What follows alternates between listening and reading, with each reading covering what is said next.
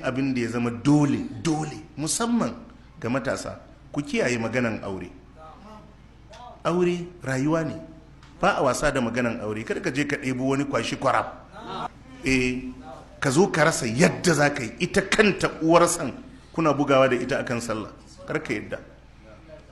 Damuwan da mutane suke samu man sagir, ita rayuwa a duniya la tasfu li ahadi.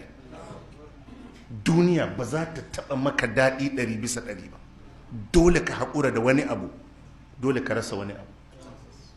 Dole in ka samu wani abu ka rasa wani abu. Amma ka samu garau, a'a. Ka samu garau, a'a. To da ka samu mace da take da matsala a halaye, wallahi gwanda ka samu matar da take da matsala a halittanta.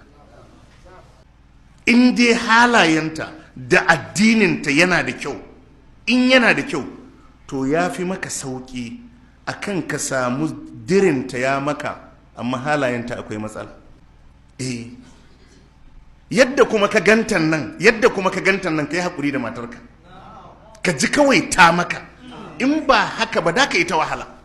Ita waccar da kake ganin ma in ka kawo ta da ka ga wata, in ka kawo ta ma da ka ga wata. In ka auri matarka, ka sa ma kanka ta maka. Abubuwan da muke rayuwa da shi ba kana ji ya maka ba ne? Ya maka, ka kuma gamsu da shi. Annabi ya ce warda bima qasama Allahu laka takun agnan nas. Ka yarda da kason da Allah ya baka, sai ka zama mafi wadatar mutane. In ka rena abun da Allah ya baka, za ka sha wahala. Don idon ka zai yi ta yawo akan na mutane, kuma ba samu da ka yi ba, kuma dole ka ɗauki kaskanci. Tarkan nan ta maka, daidai ruwa daidai gari. Haka ne, ka sa ma kanka ita ce ta yin, sai ka zauna da matarka lafiya.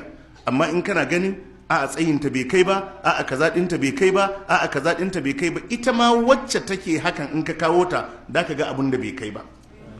Ke ma haka, ki rike mijinki a matsayin shugaban ƙasanki, ya miki.